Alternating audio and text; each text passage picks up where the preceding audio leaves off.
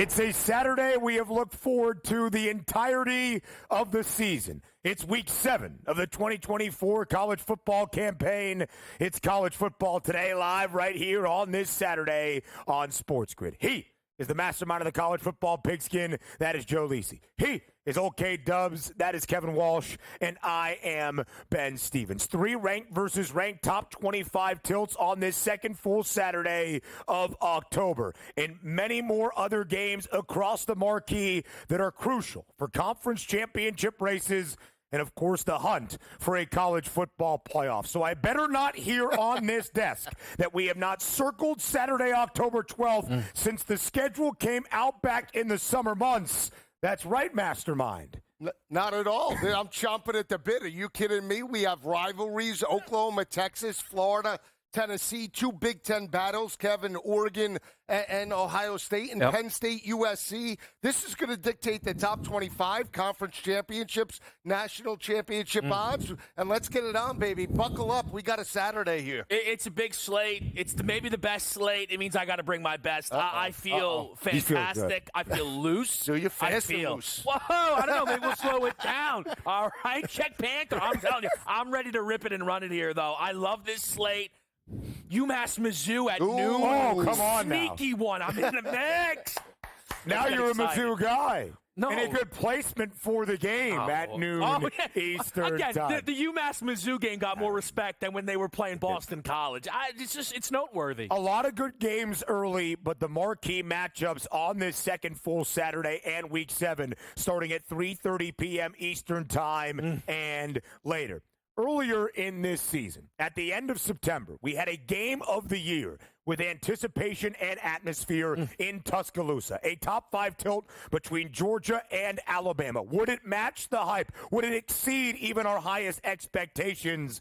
I would say it certainly did. So now as we forecast a potential second game of the year, will it do the same on this second full Saturday of October? It is 2 versus 3. It is second-ranked Ohio State visiting Eugene and number 3 Oregon. Inside Autzen Stadium, the scene is set for the Ducks and the Buckeyes. And Joe Lisi on this Saturday morning, a little bit of line movement. It is at a flat field goal in favor of the road team, that being Ohio State. It is a close number between these two. When the line opened up earlier in the summer, it was a near pick'em. Now Ohio State laying points on the road in one of the best atmospheres in college football. How do you start your breakdown of this monumental matchup? Oh, it's a rematch of a few years ago, right, where C.J. Stroud made his first career home start. A top 25 opponent, Mario Cristobal in Oregon, come in as a 14.5-point dog and strike the upset. We've seen these teams square off in regards to the Rose Bowl, but this is a different animal, especially in terms of week number 7. Ohio State coming off the roll of Iowa last week, 18.5-point home favorites. They got started a little bit slow, Kev, but in the second half, Will Howard and that offense come along. The defense forces turnovers. And on the flip side, for Oregon, we've seen the rushing attack with Jordan James come alive in regards to that victory over Michigan State on Friday night. They're going to have to bring their A game. Ohio State only allowing 6.8 points per game. We'll see how this game plays out. Early on, I like Oregon here. So when you take a look at our conversations around the Ducks preseason, it took 4 quarters of football from, at minimum, the books to agree with me that the Ducks were not a Tier 1 football team. You are not a Tier 1 team if you're catching a field goal plus in your building. You're right, this is -3. 3.5s are still out there if you need them. There are some 2.5 starting to appear. But again, the Ducks were coming into the year. Well, this is the best team in college football. I think that this team very well should be priced on the same level of Ohio State and Georgia. Well, Ohio State enters this game plus 290, the favorites to win a national championship. Right. Oregon is 10-1. You can see the gaps that have now been created, which has allowed me to view the Ducks a lot more favorably. Because I didn't, and I know I do this, I didn't have to spend the entire season screaming, they aren't that good. The books immediately went, oh my gosh, what is that Idaho game? All right, but move it. Right? The Boise game, and I know Boise is good, but we saw, move it. I'm interested in Oregon. We know I bet Dylan Gabriel to win the Heisman Trophy heading into last week's slate. or 2 weeks ago, slate. And I'm interested in Oregon today, specifically and surprisingly, their defense, Ben, which was the big holding back point for me. Again, I do not think Oregon is tier 1.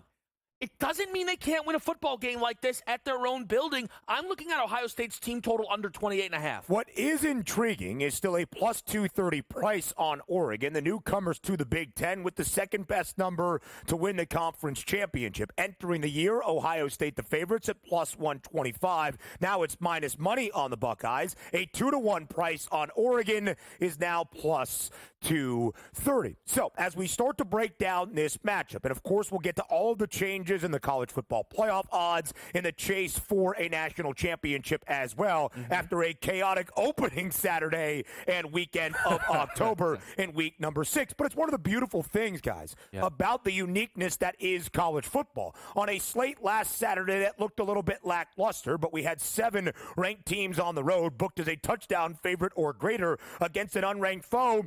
We saw the chaos that ensues, which sets the stage for this very significant Saturday, October 12th. Lisi, as you start to break down the matchup, here we see an Oregon team inside Autzen Stadium catching points for the first time in a home game since 2018. They've only been an underdog 3 times under Dan Lanning, and now what it is his 3rd full year in Eugene. If Oregon is going to pull off the even so slight upset, how do the Ducks get it done? I think they run the football. They stay in manageable third downs. If you want to see the transition, guys, of Oregon from the first couple of weeks of the season where they struggled against Idaho, they struggled against Boise State, it was the offensive line, right? Last year they only allowed 5 total sacks through the first 3 weeks of the regular season. They allowed 7. That was a cause of concern. They switched up in terms of the players and the continuity. They become more consistent. They're rushing the football much better. The 240 on the ground against Oregon State, over 200 against Michigan State. If Jordan James can eat today, and his number highest in terms of all the running backs, 76.5, I think Oregon's going to be in this number. Again, turnovers as well. Whichever team can win the turnover battle ultimately will win this game as well. I think all of the running backs, which means not just Jordan James, but Quinshon Judkins and Trevion Henderson, will be featured heavily, as I mentioned, on the Ohio State team total under. The Ducks secondary looks like one of the best in college football. And if you look so far, of the 5 opponents, 4 they held to 14 or less. Massive caveat, the only really good team that they've played offensively is Boise, who scored 34.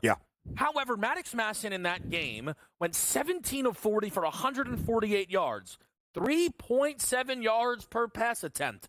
Now, Genty did his thing.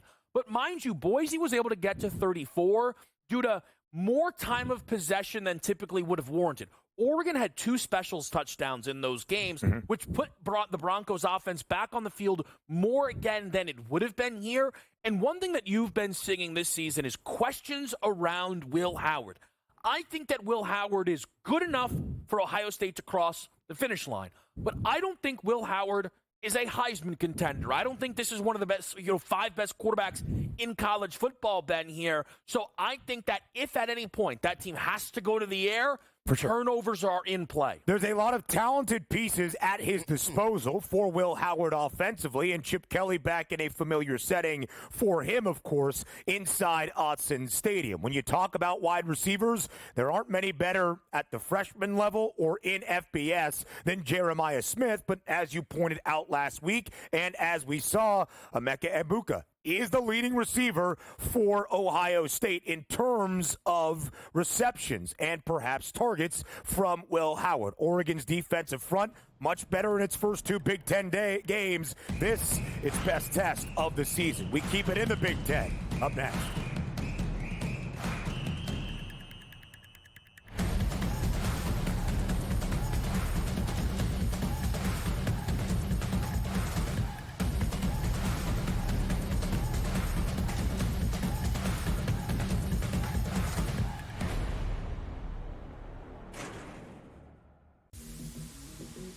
we're at a point in time coming off of a wild Saturday of college football. People are consistently peeking over at this board. He actually would not be my number one overall pick, nor would I bet him to be the number one overall pick. I think you got that next wave of NFL players, which is so enticing, which when you see Jaden Daniels come into the NFL and you go, I can get something like that with a guy with just as good an arm. Pro Football Today, only on SportsGrid. It's a new era in CFP to start off this year, put on full display. My take on this game is simple. I know some people will be upset about it. Good riddance to the Pac-12. Can you do it in terms of the week to week to week? I don't see a pathway for this team to miss the college football playoffs. We want to make sure you have those best bets in the entirety of our betting cards. That was again! But he had that program was already going there! Only on SportsGrid. I do a sliding DiVincenzo to the one. Obviously, Terrence Shannon Jr., that is actually dynamic offensively and defensively. So we'll see how it works. I think it's a little bit of a work in progress. Do both teams win? Yes. I don't think at the end of the day, Minnesota could have afforded to keep Cat, Rudy, and Ant with that amount of money. Betting above the rim. Only on SportsGrid. I think the Washington Commanders are one of the best bets to win it all, or at the very least win the NFC. Their offensive line, I do want to say one thing. It's very average. The coaching is good. They're getting good coaching from Bobby Johnson, their line coach, here from the Giants. But they've kind of overachieved. Let's call it like it is. Daniels has taken them up. Look, that division's not very good, and they could very well win it over the Eagles and the Cowboys. They're not a Super Bowl team. Newswire. Only on SportsGrid.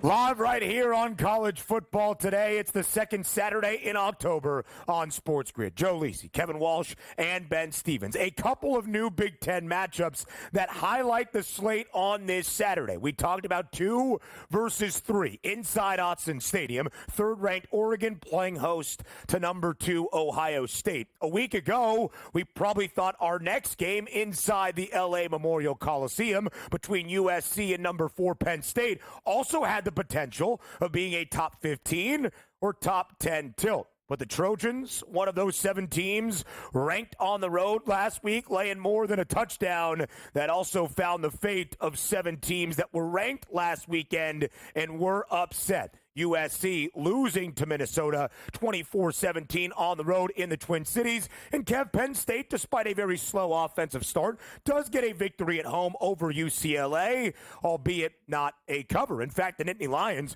who were a great cover team entering this year as a favored side, just 2-3 against the spread, and yet laying points on the road in downtown LA. How do you see the matchup between USC and Penn State? So preseason, I thought that the Trojans were in a good spot here. Again, I felt that these LA teams could have a big advantage when they were welcoming in some of these Big Ten opponents. But as I've watched this year play out, I can't get to the Trojans despite catching points. Now, I wouldn't lay it with Penn State. Again, I think it's a weird spot. I think having to travel to the West Coast, it is new.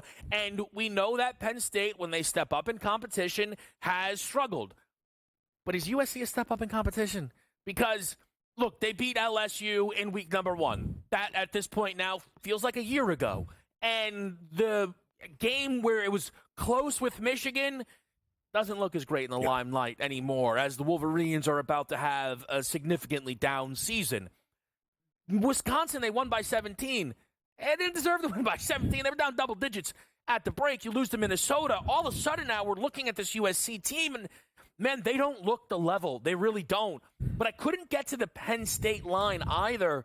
I could get to this over, though. At 50.5, I think we're way too light here on this listed number. You just poke around what we've seen from other comparable spots here. This number is only 2 points higher than when Penn State played Illinois. Like, I know Altmaier's had a good year. Illinois and USC, come on. I mean, what are we even talking about here? This is 17 points shorter than when we saw that week 1 game between USC and LSU. I like points here. This is, for both of these teams, I think the best opponent they've played up until this point, which means both of these defenses will be tested. You might have sold me on the over because I think it's a difficult cap to Kevin's point in regards to backing whether Penn State or USC. For me, it does come down to the quarterbacks, and I understand Miller Moss has been a little bit inconsistent this year, 64%, 9 touchdowns, 4 interceptions. 2 of them came last week against Minnesota, cost his team the game. But I'm still not sold on Drew Aller big picture. They only rushed for 85 yards last week against a good, maybe slightly above average UCLA front seven. They struggled. And here's the thing, too, that I don't like Penn State, Ben. They've been playing down to the level of competition. Bowling Green, they trailed 24-20 at the half. They went toe-to-toe with Illinois as a 17.5 18-point favorite. They win by 14. They win but don't cover against UCLA. Now they go on the road. This is USC's Super Bowl. It's really the biggest game for James Franklin and Lincoln Riley this year, and maybe over the past few seasons. Lincoln gets the victory over LSU this year. You could say that's his biggest win in the USC as a whole. I mean, where is it? I don't see it. No Pac-12 championship, no college football playoff appearance. And I'll just say this. I know the front seven's been bad for USC, 26% third down defense. I think that carries well, and I think they have a speed advantage. Give me USC in the upset. USC as an underdog under Lincoln Riley, 4-2 against the spread, 2 outright victories, including to start off this season against its first of now 3 ranked opponents. However, straight up under Lincoln Riley, just 4-8 is SC against ranked foes. James Franklin a little bit happy that the Trojans lost last week in Minnesota to fall outside of the AP top 25 because the ranked record for James Franklin is just 12-26 outright, 3-17 against the AP top 10. There was a chance if USC held on last week with all the other chaos, they would have been inside the top 10 in the AP poll. We have a Penn State team that has played better offensively, Kev, with Andy Kotelnicki, and last week was a struggle, but without Nicholas Singleton, who is expected to be back in this game against an SC defense that has learned the Big Ten in a big way. 290 rushing yards allowed to Michigan, 3 rushing scores for the Maize and Blue. Last week gave up over $190. Darius Taylor had 144 yards, 3 rushing scores for the Golden Gophers. Even Wisconsin early in that opening half in the Coliseum, they averaged 4.7 yards per pop against the USC defense that still needs some improvement under new DC Danton Lynn. How much of a step up in competition is this for the Trojans defense against Penn State today? Well, again, I think for USC, they saw probably a more talented or dangerous side than LSU, give or take there. But then, and that's why, for me, like I said, I know Altmaier's had a good year, but I look at this from Penn State's perspective where they look across the field. Look, Lincoln scores. He's done it everywhere he's been. And I'm telling, like, you look at last, he only scored 17 against Minnesota. Yep, bounce back spot. We know him. Again, it's why I love this listed total here. This is one of those games, though, where if you're right, Penn State loses, it'll be an abomination if they get into the college football playoff because they're probably going to get in. And I know we're going to talk some CFP, but if they lose this game, it means you're almost positive they're going to lose to Ohio State. And we're going to be sat here with Penn State, the way we always say with Penn State. Oh, look, 10-2.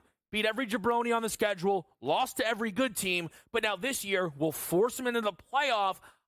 We have been, both you and I, begging to see Drew Aller impress us. I'm still waiting. No, you're right, and he's going to have to step up today. I will say that in order for Penn State to win this game, you want to get Singleton and Allen involved. They allowed 193 on the ground. USC did in Minnesota, 290 to Michigan in regards to the rushing attack. That's got to be the way to open up the play-action passing game. But again, Aller's struggled in critical spots in big games before. Here's the efficient thing for Drew Aller this year. Last season, his first full season as a starter in state college, 59.9% completion percentage against 4 ranked opponents, 3 of those games under 50%.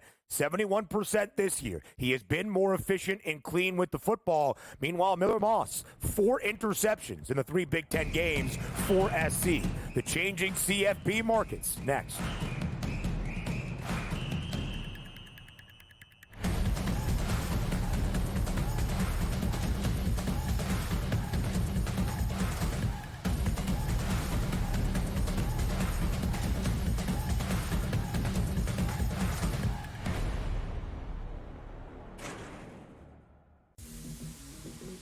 we're at a point in time coming off of a wild Saturday of college football.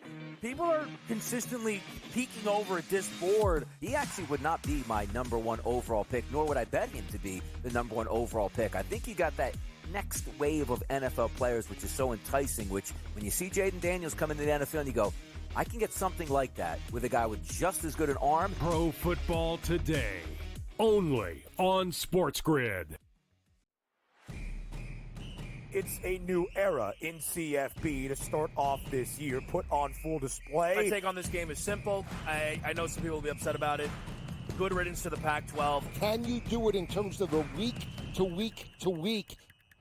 I don't see a pathway for this team to miss the college football playoff. We want to make sure you have those best bets in the entirety of our betting cards. That was thinking, but he had that program was already going there. Only on SportsGrid. I do sliding DiVincenzo to the what? Obviously, Terrence Jennings Jr., that is actually dynamic offensively and defensively. So we'll see how it works. I think it's a little bit of a work in progress. Do both teams win? Yes. I don't think at the end of the day, Minnesota could have afforded to keep Cat, Rudy, and Ant with that amount of money. Betting above the rim. Only on SportsGrid. I think the Washington Commanders are one of the best bets to win it all, or at the very least win the NFC. Their offensive line, I do want to say one thing. It's very average. The coaching is good. They're getting good coaching from Bobby Johnson, their line coach. Here from the Giants, but they've kind of overachieved. Let's call it like it is. Daniels has taken them up. Look, that division's not very good, and they could very well win it over the Eagles, and the Cowboys. They're not a Super Bowl team. Newswire, only on SportsGrid.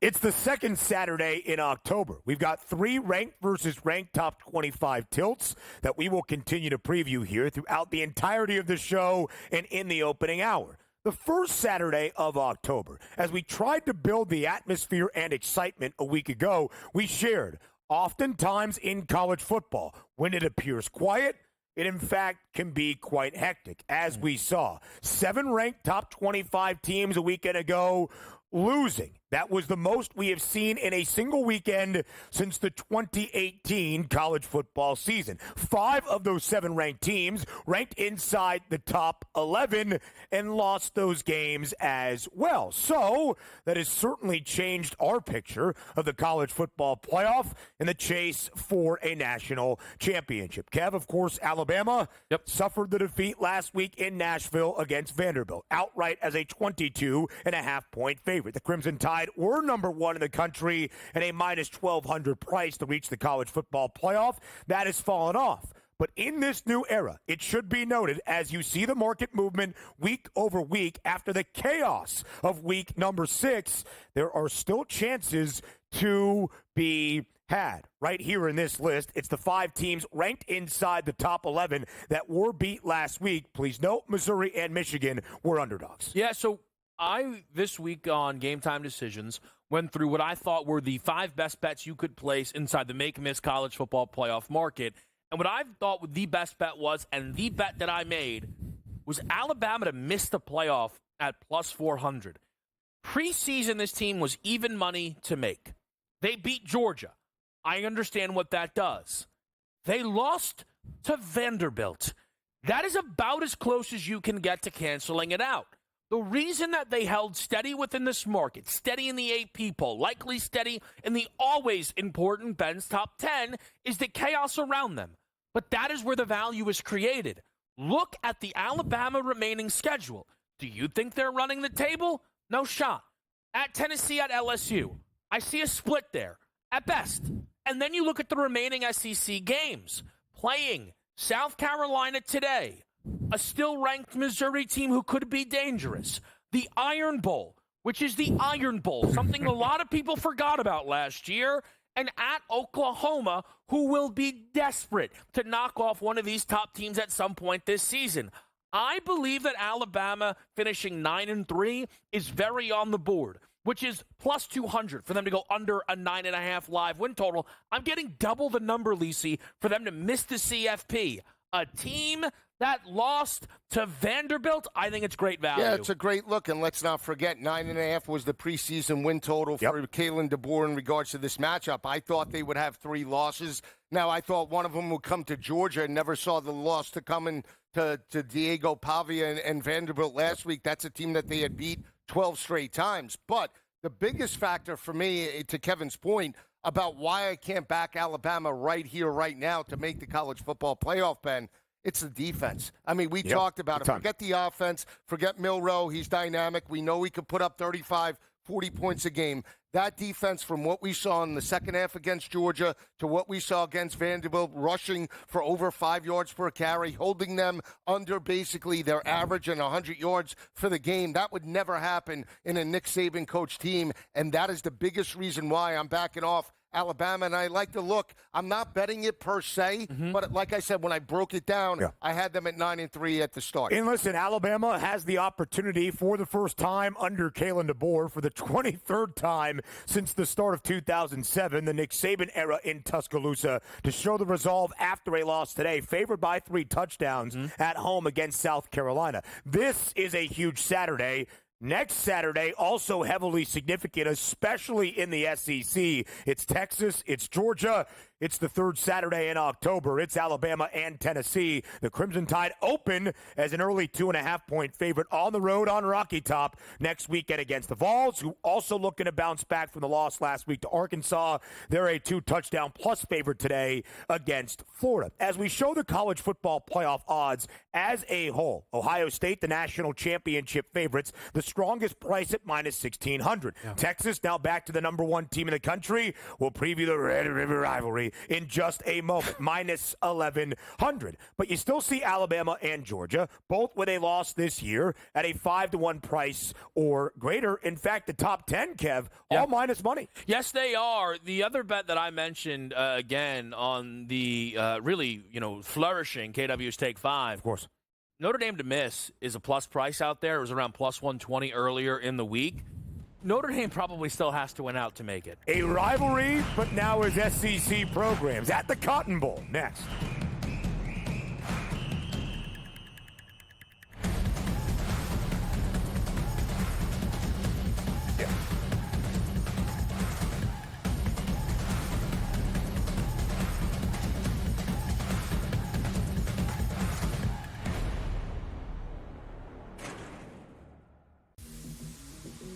We're at a point in time coming off of a wild Saturday of college football. People are consistently peeking over at this board. He actually would not be my number 1 overall pick, nor would I bet him to be the number 1 overall pick. I think you got that next wave of NFL players, which is so enticing, which when you see Jaden Daniels come into the NFL and you go, I can get something like that with a guy with just as good an arm. Pro Football Today, only on SportsGrid.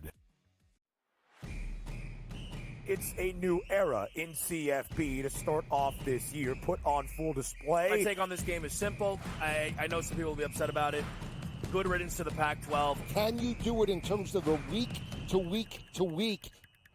I don't see a pathway for this team to miss the college football playoff. We want to make sure you have those best bets in the entirety of our betting cards. That was clicking! But he had that program was only going there! Only on SportsGrid. I do a sliding DiVincenzo to the 1.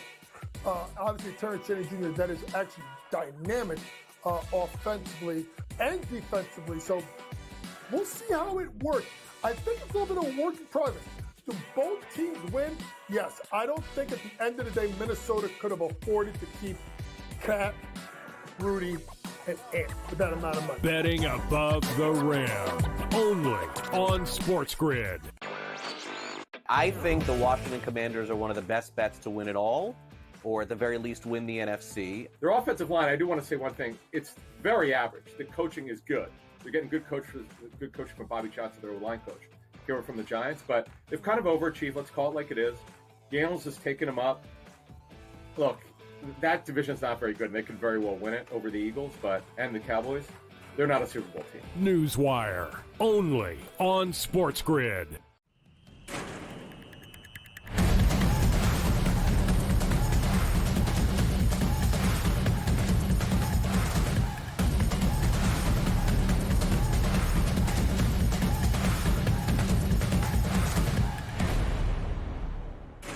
One of the oldest rivalries in college football, under the watchful eye of Big Tex at the Texas State Fair, but now as SEC foes. It's the 120th all-time meeting of the Red River rivalry between number one Texas and a team in Oklahoma that checks in at 18th in a three-way tie for 18th this week in the AP Top 25 alongside Indiana and Kansas State. But, Joe, the spread for this rivalry game, bitter and often close between these two programs, does not seem to be that. It's a 2-touchdown number in favor of the Longhorns. 14.5 in favor of the number one team in the country, who was thankful to not play a weekend ago. They were off, both teams off, to avoid the chaos of the opening Saturday in October. But, Joe, we know how closely this rivalry is contested. Is a 2-touchdown spread in the Red River rivalry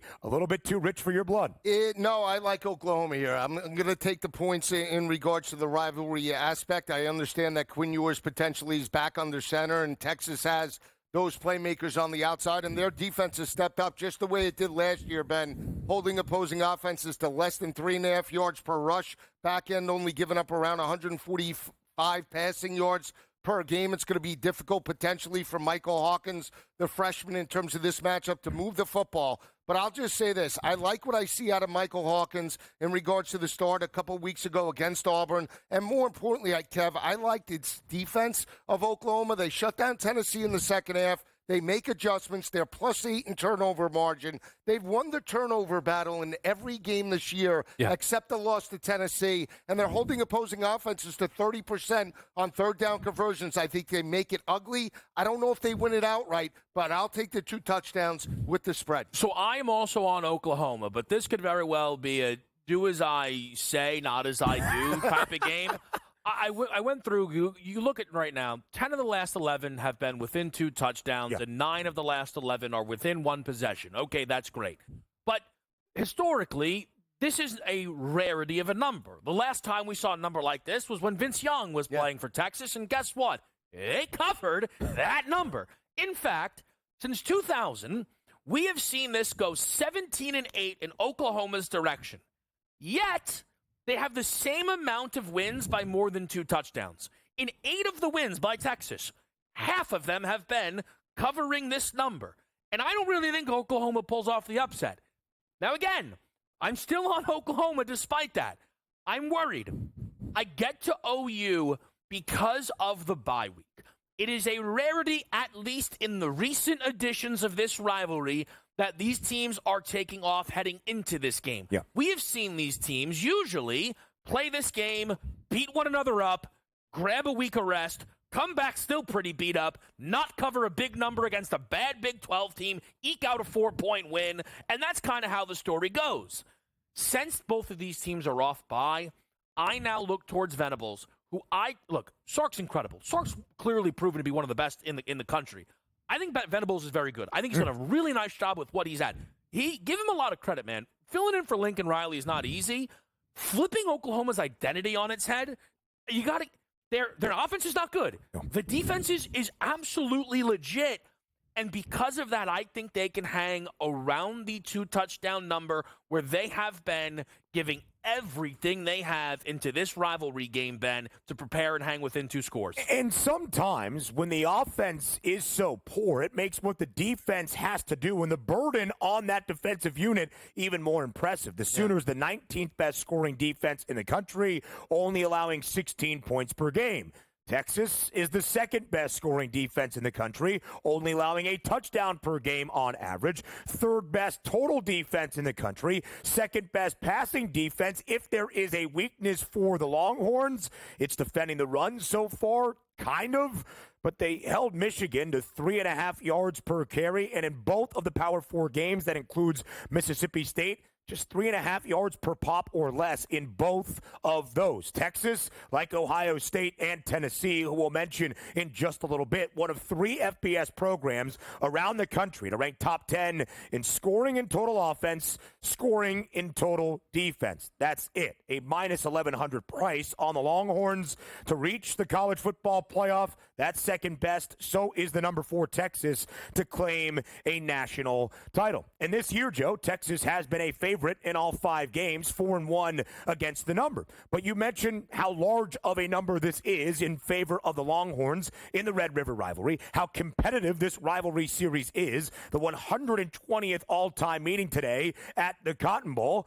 But in the last 12 meetings between these two, we have seen a double-digit, not 2 touchdown, but at least double-digit favorite 5 times. Those favorites, 0-5, trying to cover that number. So, Joe, if this game is more competitive, how does Oklahoma do enough offensively with Michael Hawkins Jr. in his second career start to keep the game within the number? Well, I think they have to utilize his athleticism. He's mobile. You can get him out on the edge, and you look for the RPO game to stay in manageable third downs. That is still a weakness right now, Ben, of Oklahoma's offense. They're only converting 26% of their third down opportunities. That goes right into the strength of Texas, giving up 27% on their third down defense. So stay in manageable third downs, run Michael Hawkins, get the time moving. You don't want this game to get over the total. Over the total favors Texas dramatically with the quarterback play, right? We thought that Michigan would be able to do that in Ann Arbor. They couldn't do it because Quinn Ewers struck first and put the pressure on them. Yeah. It's imperative for Oklahoma to score first. And like I said, winning the turnover battle, +8 in turnover margin for Oklahoma. Every time they win the turnover battle, they have 5-1 because they force turnovers and score. Yeah, on the side of offense for Texas, I want to try and get out ahead of something because I can already tell something could very well bubble that will bother me. And it is any type of Quinn Ewers Heisman candidacy. Let's get this out of the way. Doesn't belong in the conversation. Talented quarterback, maybe be the first off the board come April. He has thrown one more pass this year than Arch. I get it, not all the competition has been the same. Arch has thrown for more than 200 yards than him and an additional touchdown and look like a way different caliber of quarterback on the ground. I have no problem with Quinn getting the job back. It's his job. It's probably the right decision. There is no way I am begging that we are sat here in December pretending that the Heisman Trophy candidate is Quinn Ewers. 18-1 suggests he's in the race. Right. He should be 180-1. Please do not ruin this award for me a second year in a row. I would just say he has a couple of monumental matchups, including this one today in the Red River and next week against Georgia, where you have those Heisman moments. I'm not disagreeing with you, just saying that is the potential. And Quinn Ewers has been great against ranked opponents in his time leading Texas. The most fascinating quarterback matchup in the Red River rivalry today might not be Ewers versus Hawkins Jr., it's Ewers versus Manning. So let me go back to you, Joe. 252.5 is the number for Quinn Ewers. Kev gave his thoughts. I want yours. Is Steve Sarkisian making the right decision starting Quinn Ewers, if fully healthy, in favor of Arch Manning? Absolutely. And the reason why I said that is because he got the victory on the road against Michigan, got the victory last year against Alabama on the road, played in the semifinal playoff game. You have to go into this rivalry game with your best, most battle-tested quarterback. And again, if Quinn Ewers wasn't 100%, let's say fourth quarter, he's struggling, abdominal, not feeling well, then you could always turn to Arch Manning, but he's deserved to lead this team, and I think it's the right decision, Kev. Again, I have no problem with them going back to Quinn. Way Arch played against Miss State, despite the 325 passing, made it inevitable. But I also do think that as we sit here and everybody is singing the praises of the number one team in the country, let's not be silly, okay? Michigan is not good. I thought they'd be good heading into this season. They are not good. The proof is in the pudding. And it's not just the fact that the quarterback situation is a full-on disaster. You bench the danger man. What else is going to happen? You're going to lose a football game. Their defense is nowhere near the level. Yeah, again, you beat Michigan, great. You didn't beat one of the 10 best teams in college football on the road like that number suggests. A very tall task for Oklahoma today offensively against Texas. Defensively, the worst SEC offense. Not going to be the case in Baton Rouge. Next.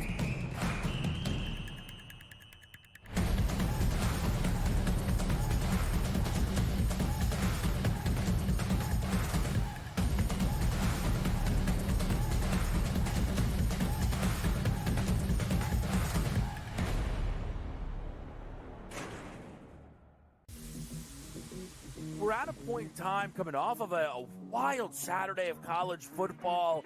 People are consistently peeking over at this board. He actually would not be my number one overall pick, nor would I bet him to be the number one overall pick. I think you got that next wave of NFL players, which is so enticing, which when you see Jaden Daniels come into the NFL and you go, I can get something like that with a guy with just as good an arm. Pro Football Today, only on SportsGrid. It's a new era in CFP to start off this year, put on full display. My take on this game is simple. I know some people will be upset about it. Good riddance to the Pac-12. Can you do it in terms of the week to week to week? I don't see a pathway for this team to miss the college football playoffs. We want to make sure you have those best bets in the entirety of our betting cards. That was thinking, but he had that program was already going there. Only on SportsGrid. I do a sliding DiVincenzo to the what? Obviously, Terrence Cheney Jr., that is actually dynamic offensively and defensively. So we'll see how it works. I think it's a little bit of a work in progress. Do both teams win? Yes. I don't think at the end of the day, Minnesota could have afforded to keep Cat, Rudy, and Ant with that amount of money. Betting above the rim. Only on SportsGrid.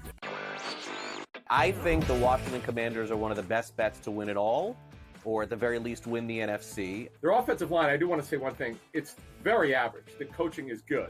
They're getting good coaching from Bobby Johnson, their line coach. Here from the Giants, but they've kind of overachieved. Let's call it like it is. Daniels has taken them up. Look, that division's not very good, and they could very well win it over the Eagles, and the Cowboys.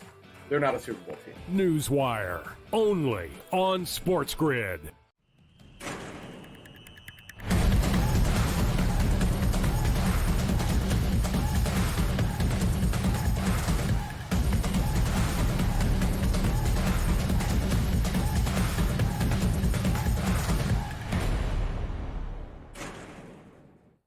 Our second top 15 tilt on this second full Saturday of October, also in prime time at one of the great venues in the sport, especially after the sun sets. It's a night game in Baton Rouge, inside Tiger Stadium in Death Valley. It's 13th ranked LSU catching points at home against number 9 Ole Miss in a night game. This is a game crafted in the mind of our very own Joe Lisi. So we start with you, Mastermind. What comes to mind when you see the Bayou Bengals a 3.5-point home underdog at night? A little shocking. They do have some wide receiver issues. C.J. Daniels and Hilton. Chris Hilton might not play in regards to this matchup. Could be a heavy dose of Kyron Lacey and Mason Taylor, the tight end, in regards to this matchup. We have two prolific offenses. You have Ole Miss averaging well over 500 total yards per game, and we know LSU with Garrett Nussmeier averaging 337 through the air. They're coming out of a bye week. And we know, if you're an LSU backer, that Ole Miss has not won in Baton Rouge since 2008. Last time they played there a couple of years ago, Jackson Dart lost 45-20. But now they're favorite, which is a little shocking in regards to that. But I'll say this. I still like LSU in regards to this matchup. I think the defense has been more opportunistic over the last 3 weeks. 13 total sacks. They've been forcing turnovers. And here's the other factor as well. I did a deep dive in regards to Ole Miss. Since that game against Middle Tennessee State, as a team, they completed 87% of their passes. Jackson Dart, 91%. Since that game, he's gone consistently down with the completion percentage. 79, 76, 61, 55. Last two games, 261 and 255 through the air, and they lost the game to Kentucky. Something's off in regards to the consistency of the passing attack. I'll take the home team. Give me LSU. I think they strike the upset. So I'm on LSU as well. Preseason, I looked at this as one of the best spots of big games that we would see all year.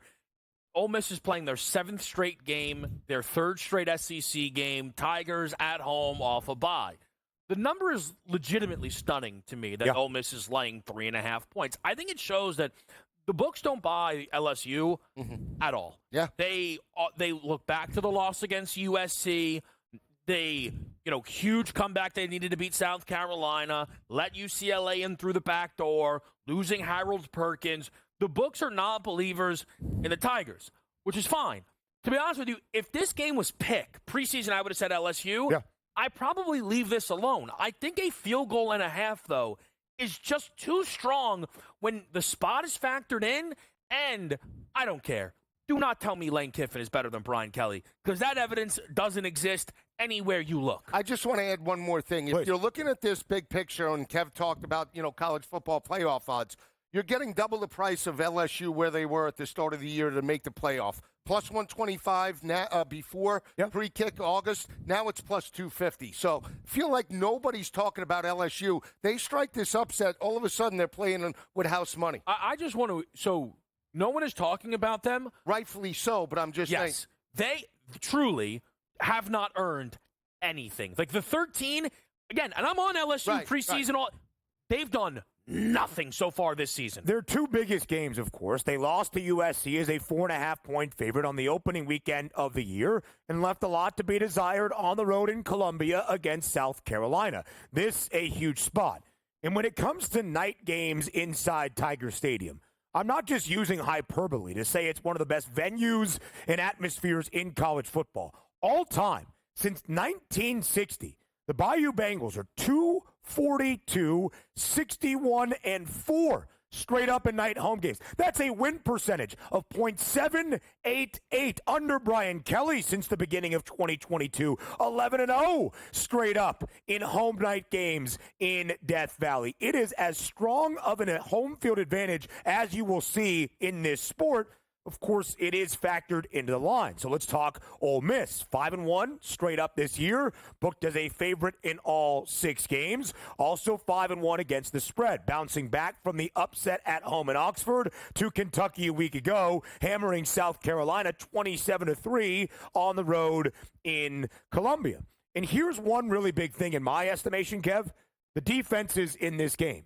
Because as we have seen between these two, 6 of the last 7 have featured 61 combined points. 5 of the last 6 over today's total of 62.5, including last year's offensive bonanza, 55-49 in the Grove, where the two teams combined for 1,343 total yards. But Ole Miss has the 3rd best scoring defense in the country, best rushing defense in the country.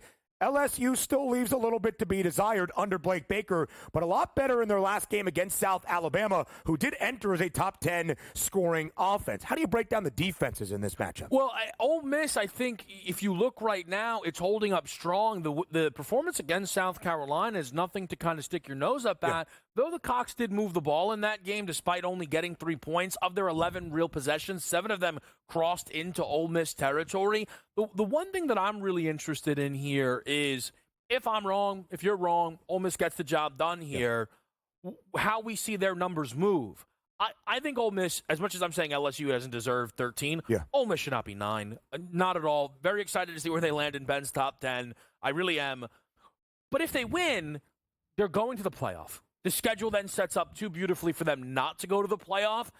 And that then means Jackson Dart sneaks right back into the Heisman Trophy race. If you just look at the passer rating statistic used in college, which is different than the pros, of quarterbacks have 100 or more pass attempts, Jalen Milroe, Jackson Dart. Those are the top 2 right now in terms of what they've put out on field so far.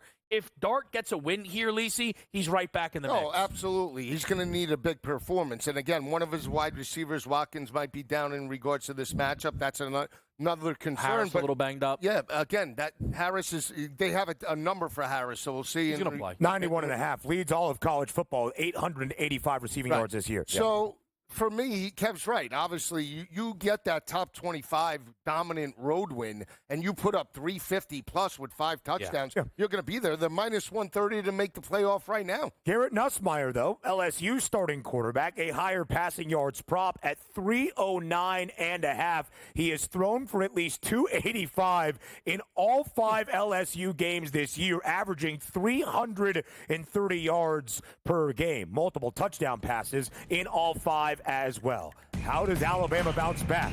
Find out next.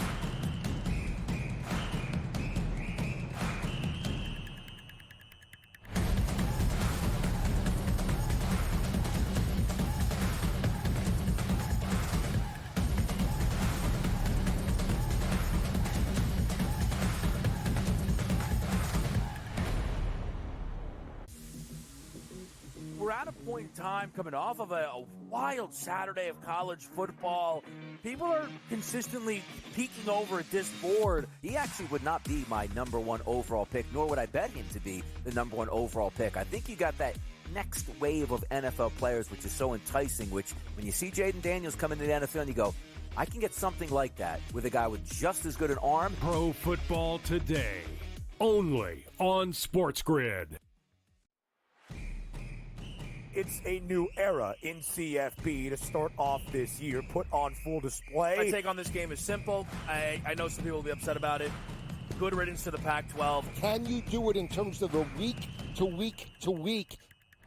I don't see a pathway for this team to miss the college football playoffs. We want to make sure you have those best bets in the entirety of our betting cards. That was Lincoln! But he had that program was already going there! Only on SportsGrid. If you're sliding DiVincenzo to the one, obviously Terrence Shannon Jr., that is actually dynamic offensively and defensively. So we'll see how it works. I think it's a little bit of a work in progress. Do both teams win?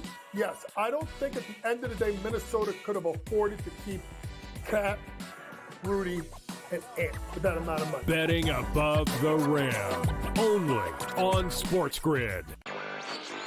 I think the Washington Commanders are one of the best bets to win it all, or at the very least win the NFC. Their offensive line, I do want to say one thing. It's very average. The coaching is good. They're getting good coaching from Bobby Johnson, their line coach. Here from the Giants, but they've kind of overachieved. Let's call it like it is. Daniels has taken them up. Look, that division's not very good, and they could very well win it over the Eagles, and the Cowboys. They're not a Super Bowl team. Newswire, only on SportsGrid.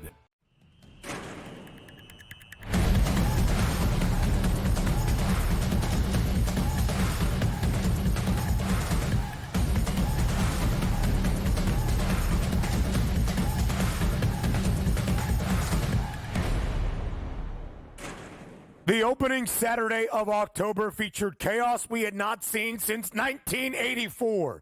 Vanderbilt, at home in Nashville, pulls off a stunning upset over number one Alabama, Diego Pavia in the doors, winning outright as a 22.5-point home underdog.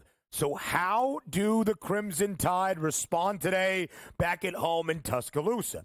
Kev, there are the natural comparisons. It will happen at every stage of this season. It will probably happen at every stage of the coming years in Alabama as well. To compare Nick Saban to Kalen DeBoer. Kalen DeBoer has been called out for his fashion sense. Kalen DeBoer has been called out for his defensive arrangements. They think he's too casual on the sideline, just in a T-shirt. Yeah. I mean, Alabama fans, when they're not happy with something, they will find a lot of reason to be displeased. Okay. But a comparison, Kev, will be, how does Kalen DeBoer get his Tide team to show their resolve? Yeah. Since 2007, the Nick Saban era in Tuscaloosa, there was only 22 opportunities in 17 seasons to find how did Alabama respond from a loss, and some of those carry over from a national championship defeat to the following season. Alabama 16-6 in 22 games after a loss under Nick Saban as a 3-touchdown favorite today at home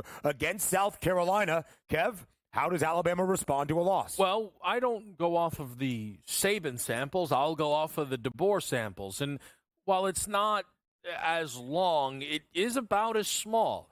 Since he took the job at Washington, that loss that he had was his third in the regular season.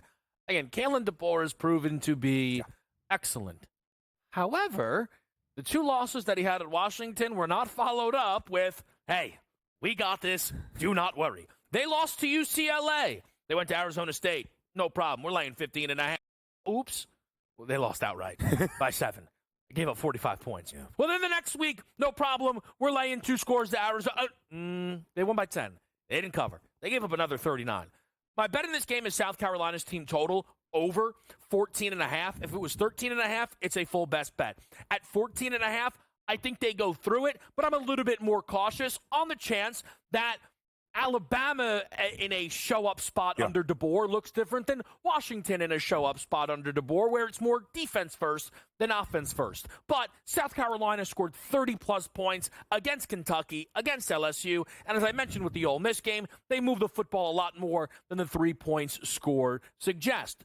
But I also think it is on the board here, Lisi, that this game is a super shootout because Jalen Milroe is still leading the country in passer rating. Jalen Milroe, I still think, play for play, has been one of easily the 5 best quarterbacks in college football. And Milroe, off the first SEC loss in his career, I expect to dazzle. I think this game's in the 60s.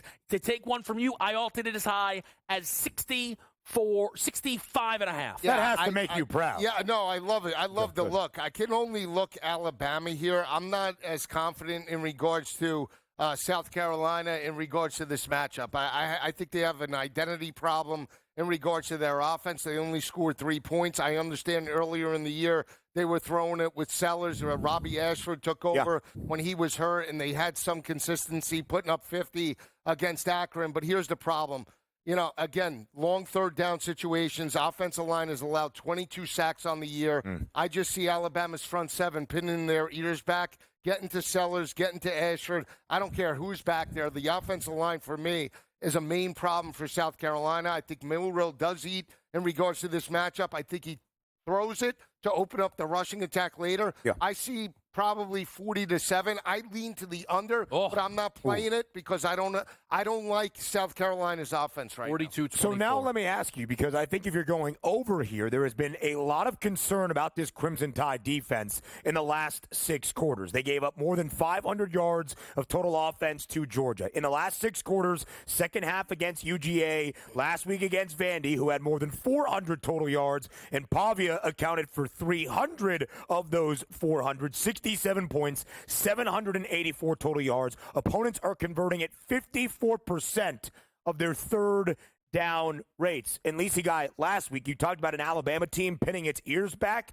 They did not sack Diego Pavia, and they are now the 3rd worst rushing defense in the SEC, allowing more than $128 on the ground. Where must Alabama improve first and foremost defensively? Well, front seven, right? You got to be more physical. I think that's the biggest change from Nick Saban to Kalen DeBoer, but this is the perfect opponent, guys, to get right.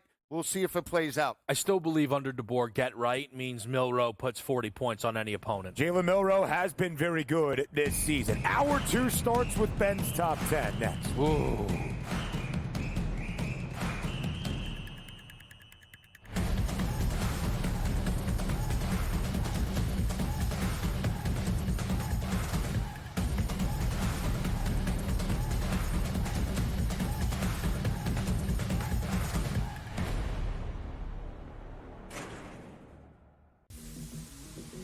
We're at a point in time coming off of a wild Saturday of college football.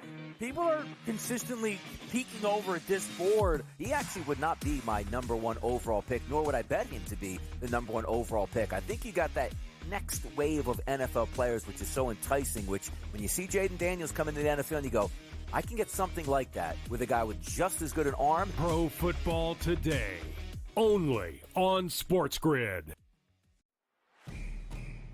It's a new era in CFP to start off this year, put on full display. My take on this game is simple. I know some people will be upset about it. Good riddance to the Pac-12. Can you do it in terms of a week to week to week? I don't see a pathway for this team to miss the college football playoffs. We want to make sure you have those best bets in the entirety of our betting cards. That was thinking! But he had that program was already going there! Only on SportsGrid. If you're sliding DiVincenzo to the what? Obviously, Terrence Jennings Jr., that is actually dynamic offensively and defensively. So we'll see how it works. I think it's a little bit of a work in progress. Do both teams win? Yes. I don't think at the end of the day, Minnesota could have afforded to keep Cat, Rudy, and Ant with that amount of money. Betting above the rim. Only on SportsGrid. I think the Washington Commanders are one of the best bets to win it all, or at the very least win the NFC. Their offensive line, I do want to say one thing. It's very average. The coaching is good. They're getting good coaching from Bobby Johnson, their line coach. Hero from the Giants, but they've kind of overachieved. Let's call it like it is. Daniels has taken them up. Look, that division's not very good, and they could very well win it over the Eagles, and the Cowboys. They're not a Super Bowl team. Newswire, only on SportsGrid.